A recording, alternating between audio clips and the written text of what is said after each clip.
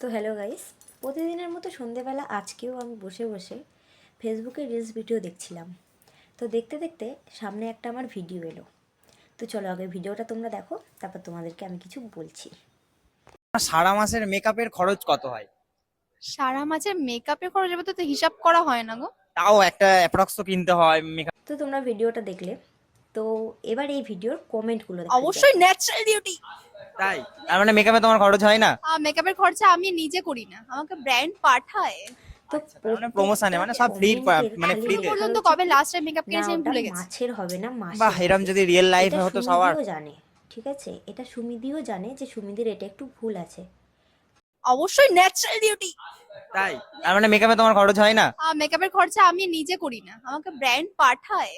আচ্ছা, তার মানে প্রমোশনে মানে সব ফ্রি, মানে এখনো ফ্রিতে। পর্যন্ত কবে লাস্ট টাইম মেকআপ কিনেছি আমি ভুলে গেছি। বাহ, এরম যদি রিয়েল লাইফে হতো সবার।